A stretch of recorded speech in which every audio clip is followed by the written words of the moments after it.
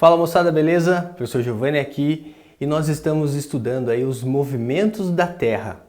Nós já falamos de conceitos básicos como ano-luz, você já tem uma noção então em relação à distância da Terra e o Sol, da Terra em relação a algumas estrelas e nós, na sequência, vamos continuar falando dos movimentos da Terra. Na aula anterior falamos de movimento de rotação. Você viu que o movimento de rotação ele tem uma relação determinando os nossos dias e noites. Relacionamos também ao movimento de rotação a questão dos fusos horários. E hoje vamos falar do movimento de translação. Então você sabe que a Terra tem lá um movimento de rotação que é ao redor do seu eixo. E ela tem o movimento de translação, que é o movimento que a Terra faz orbitando o Sol, que é a nossa estrela ali central. Então nós temos o movimento de translação, é o movimento da Terra ao redor do Sol. E esse movimento ele segue aqui esse modelo, conforme você vê na imagem, é uma elipse. Então o trajeto denominado dessa órbita tem um nome. Qual é o nome da órbita em que a Terra está fazendo ao redor do Sol? É chamado ali de elipse. Então, ao mesmo tempo que está acontecendo o movimento de rotação, consegue imaginar isso? Está acontecendo o movimento de rotação, está acontecendo o movimento de translação. Isso vai determinar qual vai ser a parte do nosso planeta que vai estar iluminada e a parte que não estará iluminada. E por conta dessa inclinação da Terra, isso vai auxiliar a determinar também a questão das estações do ano. Porque você vai ter, por conta da inclinação, uma parte do nosso planeta que vai estar recebendo com maior intensidade esses raios solares e uma parte do nosso planeta que vai estar recebendo com menor intensidade. Quando a gente fala de movimento da Terra relacionado à translação, eu vou usar como referencial agora o hemisfério sul. Tá? Então, só para que você tenha como referência, já que a imagem fala tanto do hemisfério sul quanto do hemisfério norte. Mas o papo reto nosso aqui vai ser em relação ao hemisfério sul. Em relação ao hemisfério sul, nós temos o que nós chamamos de solstício de verão, solstício de inverno. Sobre o que é o solstício? Solstício está relacionado, por exemplo, com o verão, com o inverno. Então, um ponto importante já para você saber. Toda vez que eu falar solstício, ou é de verão ou é de inverno. E ele está relacionado a dois pontos em relação à elipse, em que a Terra está mais perto do Sol ou que ela está mais distante do Sol. Então, o solstício são pontos em que o nosso planeta encontra-se com distância diferente em relação ao Sol. E o solstício de verão? Na questão de você ter aqui o solstício de verão, nós temos os dias mais longos. Talvez você saiba, né? No verão os dias são mais longos e as noites são mais curtas. E o solstício de inverno é o contrário. No solstício de inverno, as noites são mais longas e os dias são mais curtos.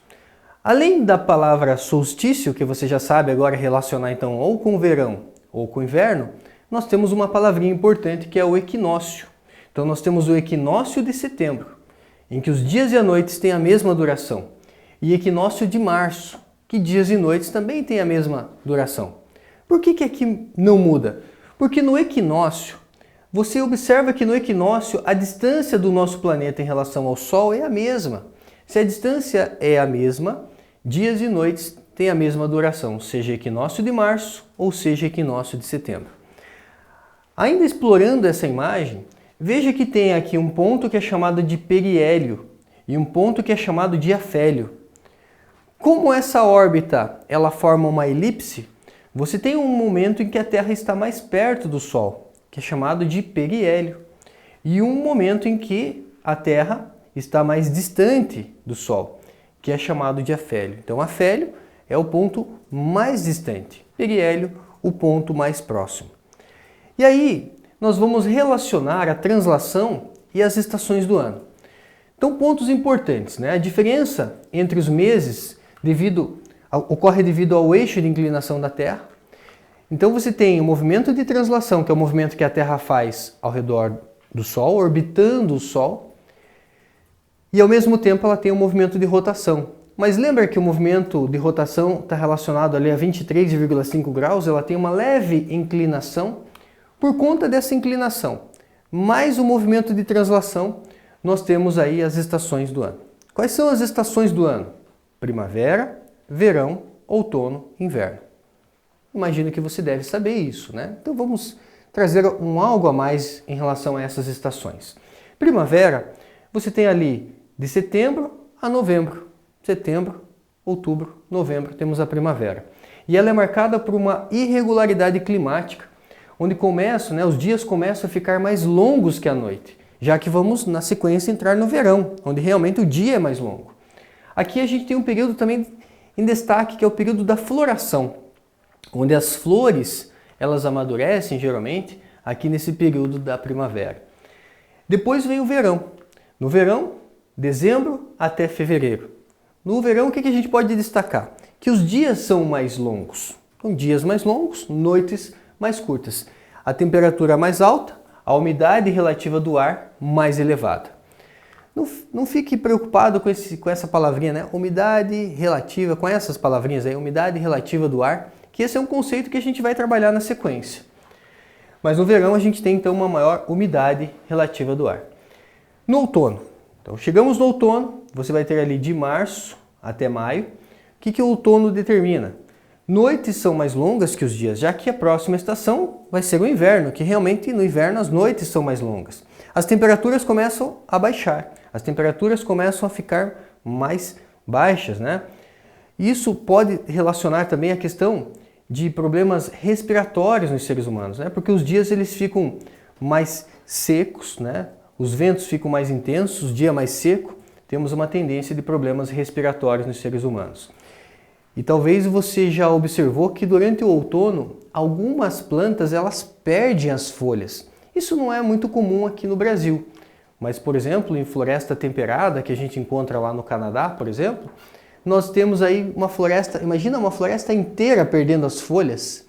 Esse fenômeno é chamado de caducifolia. Folhas caducas são folhas que caem durante o outono, que é o momento em que esses vegetais, essas plantinhas estariam se preparando para o inverno rigoroso que vem na sequência.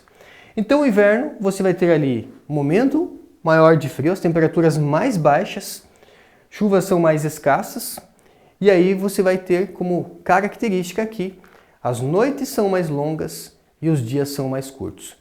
Essa questão de ter noite mais longa, dia mais curto, ou dia mais longo, noite mais curta, tudo isso você sabia que determina a floração? Muitas plantas são plantas de dia longo, ou seja, para elas florescerem, elas precisam de um dia longo e uma noite curta. Tem plantas de dia curto, ou seja, elas precisam de um tempo de luz muito pequeno e um tempo de escuro mais longo. Então, a questão relacionada com as estações do ano também interfere no que nós chamamos de floração. Então, a questão aqui dessa inclinação do eixo da Terra determina a absorção de uma maior ou menor quantidade de calor. Dias e noites variam conforme nos afastamos da linha do Equador. Então imagine, vou colocar aqui para vocês algumas zonas térmicas em relação ao nosso planeta. Você tem aqui, né, ali a linha do Equador, nessa posição aqui, a linha do Equador. Conforme nós nos afastamos dessa linha do Equador, você acaba indo para os polos, as temperaturas elas vão ficando cada vez mais baixas, né? Então, uma tendência dessas temperaturas mais baixas. Mais perto, nessa região aqui da linha do Equador, nós temos temperaturas mais amenas, mais interessantes. Nós temos uma maior biodiversidade relacionada a essa região também aqui, em relação à linha do Equador. Então nós temos aí o que nós chamamos de zonas térmicas. Perceba que tem ali, né, a inclinação em relação ao nosso planeta. E essas zonas térmicas em que nos polos você tem temperaturas mais baixas e próximo à linha do Equador temperaturas mais amenas, isso vai interferir na nossa vida, na vida animal como um todo. E aí aqui eu trago algumas palavras importantes para vocês. Você já ouviu falar em hibernação, estivação, migração? Por conta, né, dessas zonas térmicas que influencia esses fatores abióticos, ele tem nos animais. Professor, o que é um fator abiótico? Um fator abiótico, gente, é um fator que não tem vida, como por exemplo temperatura, a umidade, a pressão, a salinidade de um ambiente. Tudo isso é um fator abiótico. Bio é vida. Então um fator abiótico é um fator não vivo. É um fator físico-químico. A gente chama assim também, fator físico-químico é um fator abiótico. E nesse momento nós estamos falando de um fator abiótico muito importante, que é a temperatura. Então existem adaptações em relação ao fator abiótico temperatura. Alguns animais, quando tem aí uma temperatura muito baixa, eles vão reduzir a sua atividade. Isso nós chamamos de hibernação. Então, o ouriço cacheiro, por exemplo, ele reduz a sua atividade física durante a estação fria. Mas pode acontecer o contrário, professor? Pode ser ao invés do frio, pode ser o calor? Quando é frio, eu chamo de hibernação. Quando o ser vivo, no caso o ouriço cacheiro aqui, ele reduz o metabolismo dele por conta do frio, chamamos de hibernação. Mas pode acontecer o contrário, quando um ser vivo, quando um animal reduz o seu metabolismo por conta do calor. E aí nós chamamos de estivação. Então aqui você tem como exemplo o caracol, ele reduz a sua atividade física durante a estação quente, por conta do calor e não do frio. Daí não é hibernação, daí é estivação. Mas alguns animais têm esse privilégio de poder migrar para outro ambiente. É o caso das aves, por exemplo, e de alguns animais que eles acabam formando aí, grupos, manadas, e tem essa possibilidade deles migrarem, eles irem para uma região que tenha um clima mais interessante, que tenha uma temperatura mais interessante. Então uma migração envolve deslocamento a grandes distâncias à procura de condições que são favoráveis. Quando a gente fala da temperatura, então você tem aqui o quê? Quando está frio, reduz o metabolismo. Por conta do frio, chamamos de hibernação. Então não esquece mais isso. Quando reduz o metabolismo por conta do frio, hibernação. Isso acontece com alguns animais, como o ouriço cacheiro. E o urso, professor? O que acontece com o urso? O urso, na verdade, a gente chama de sono hibernal. Ele tem um sono hibernal. Ele está com uma redução de metabolismo. Mas se você mexer com ele, ele acorda facilmente. Ele não está num sono profundo, como é o caso lá do ouriço cacheiro. Então aqui a gente chama de sono hibernal. Sono hibernal alterna períodos de sono e atividade. Ele não fica um período direto só em sono. Ele fica alternando períodos de sono e de atividade. A gente chama isso de sono hibernal. E quando a temperatura é alta? Quando você tem um calor e uma espécie reduz o seu metabolismo. Isso você já sabe, nós chamamos então de estivação. Convido você agora para um desafio, para fazer uma atividade aqui junto comigo. Quais zonas térmicas ocorrem no Brasil? Faça essa pesquisa aí na sua casa, pause esse vídeo e responda. E na sequência do vídeo eu trago a resposta para vocês. Conseguiu responder? Vamos ver se você respondeu certo então. A resposta: quais zonas térmicas que ocorrem aqui no Brasil? Grande parte do território brasileiro está localizado na zona intertropical. Então essa é a zona intertropical. E a maior parte da região sul, que apresenta latitude maior ali que o Trópico de Capricórnio, está localizada na zona temperada hemisfério sul. Então poderia citar zona intertropical, se você colocou essa resposta você acertou, e a zona temperada do hemisfério sul.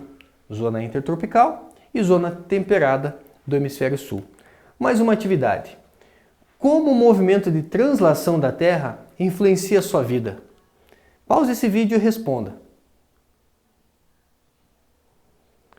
Conseguiu responder? O movimento de translação influencia a nossa vida. Como ele influencia?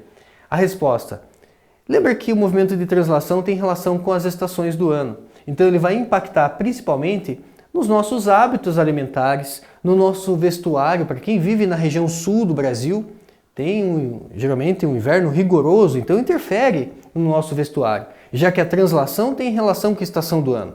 Interfere nos nossos hábitos alimentares, como tem plantas que precisam de dias mais longos para florescerem, ou plantas que precisam de dias mais curtos, isso vai determinar então a produção de frutos, aí em relação a translação. Então nós temos mudança nos hábitos alimentares. Pode variar de acordo com as estações do ano.